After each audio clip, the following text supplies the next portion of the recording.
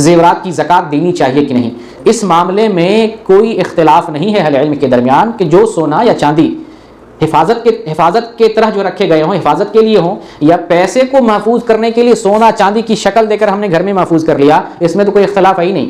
سونے کا سکہ ہم نے، سونے کی ٹکیا ہم نے رکھی ہوئی ہے، سونے کی اشرفی یا سونے یا چاندی کا جو ہم نے وہ سامان رکھا ہوا ہے، تو اس میں زکوٰۃ ہے، اس میں کوئی اختلاف نہیں اہل علم کے درمیان۔ اختلاف کس معاملے میں ہے؟ اختلاف اس معاملے میں ہے کہ سونے اور چاندی کے زیورات بنا لیے جائیں تو اس میں زکوٰۃ ہے کہ نہیں۔ عورتوں کی زینت کے لیے جو سامان تیار کیے جاتے ہیں، ہار بنائے جائیں، انگوٹھی بنا لیا جائے، یا پازیب بنا لیے جائیں، کنگن بنا لیے جائیں، تو زیورات میں زکوٰۃ ہے کہ نہیں، اس معاملے میں اختلاف ہے۔ اور اس معاملے میں صحیح بات یہی ہے کہ زیورات میں بھی زکوٰۃ ہے۔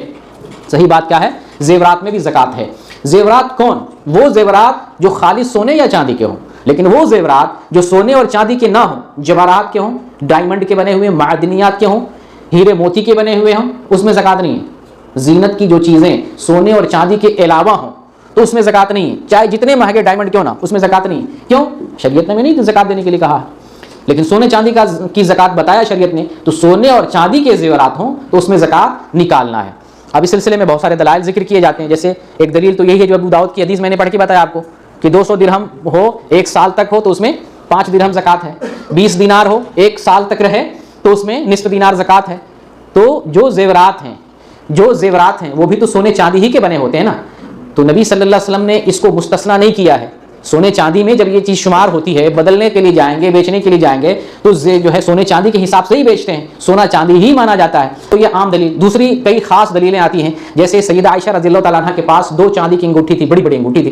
نبی صلی اللہ علیہ وسلم نے پوچھا کہ تم اس کی زکوٰۃ ادا کرتی ہو؟ تو انہوں نے کہا نہیں۔ آپ نے فرمایا آگ کے لیے یہی انگوٹھی کافی ہے، یعنی آپ نے وعید سنائی۔ اسی طریقے سے ام سلمہ رضی اللہ تعالیٰ عنہ، ان کے پاس جو ہے سونے کے زیور تھے، سونے کے زیور۔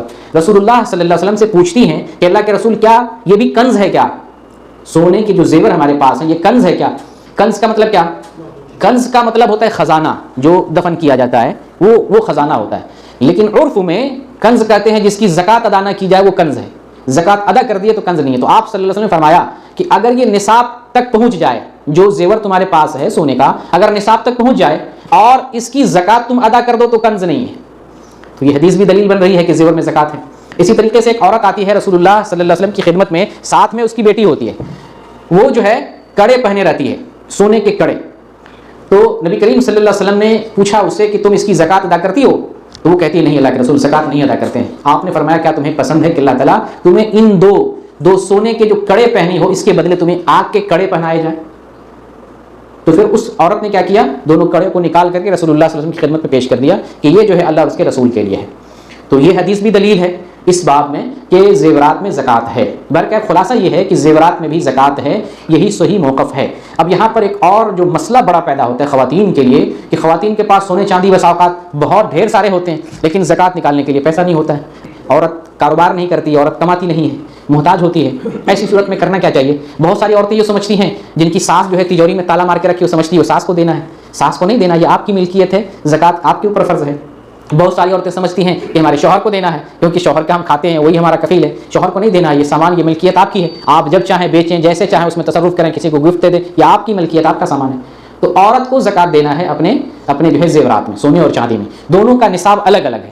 نصاب تک پہنچ جائے چاندی اس میں زکوٰۃ دینا ہے، سونا نصاب تک پہنچ جائے اس میں الگ سے زکوٰۃ، دونوں کو مکس کر کے زکوٰۃ نہیں دیں گے، دونوں کی زکوٰۃ علیحدہ ہے، الا یہ کہ کسی کے پاس تھوڑا سونا ہو تھوڑا پیسہ ہو تو دونوں کو ایک ساتھ کر کے جمع کر کے دیکھیں گے نصاب تک پہنچ رہا ہے کہ نہیں، نصاب تک پہنچ رہا ہے تو زکوٰۃ دیں گے، نصاب تک نہیں پہنچ رہا ہے تو زکوٰۃ نہیں دیں گے۔ اور علیحدہ سب نصاب تک پہنچ جائیں، سونے کا بھی نصاب ہے، چاندی کا بھی نصاب ہے، پیسہ بھی نصاب بھر ہے، سب کا الگ الگ، سب کی الگ الگ زکوٰۃ ادا کرے۔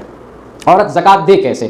عورت کوئی نوکری نہیں، کوئی روزگار نہیں، باہر نہیں جاتی ہے، تو اگر شوہر زکوٰۃ دے دے تو زکوٰۃ ادا ہو جائے گی، ساس اگر زکوٰۃ دے دے زکوٰۃ ادا ہو جائے گی، باپ پیسہ دے دے، بھائی پیسہ دے دے، بہن پیسہ دے دے، زکوٰۃ ادا ہو جائے گی، کوئی دے دے زکوٰۃ ادا ہو جائے گی، لیکن زکوٰۃ دینا اصل عورت کے ذمہ ہے۔ تو بہت ساری عورتوں کے پاس کاروبار بھی ہوتا ہے، بہت ساری عورت کے پاس بہت ساری چیزیں ہوتی ہیں، مردوں کے مقابلے میں بڑی بڑی بلڈنگیں ہوتی ہیں، اس سے کمائی کرتی ہیں، روزگار جاب نوکری کرتی ہیں، ان کے پاس پیسے ہوتے ہیں، جن کے پاس پیسے الحمدللہ زکوٰۃ دے دیتی ہے، جن کے پاس پیسے نہیں ہیں ان کا بہترین حل یہ ہے، آسان اور بہترین حل، کہ ان کو جو پیسہ ملتا ہے گفٹ میں، تحفے میں، ضرورت کے لیے، سامان کے لیے، تھوڑا سا بچا کر کے ایک باکس رکھے، ایک خزانہ رکھے، اس میں تجوری میں تھوڑا تھوڑا پیسہ سال بھر جمع کرتی رہے، جب سال مکمل ہو جائے زکوٰۃ دینے کا وقت ہے، اسی جمع شدہ پیسے میں اپنی زکوٰۃ ادا کر دے۔ یہ سب سے بہترین اور آسان حل ہے۔ اور یہاں یہ بھی سمجھ لیں کہ اگر عورت تھوڑا تھوڑا کوئی عورت جو ہے صدقہ دیتی رہتی ہے سال بھر اور وہ سمجھتی ہے سونے چاندی کی زکوٰۃ ادا ہو گئی تو یہ زکوٰۃ نہیں مانی جائے گی. زکوٰۃ ایک بارگی دینا ہے، جب سال مکمل ہو اسی سال پر زکوٰۃ تقسیم کر دینا ہے فوراً، اس میں تاخیر بھی نہیں کرنا ہے. تھوڑا تھوڑا دینا یہ زکوٰۃ نہیں ہے، صدقہ تو ہو جائے گا لیکن زکوٰۃ نہیں ہو سکتی.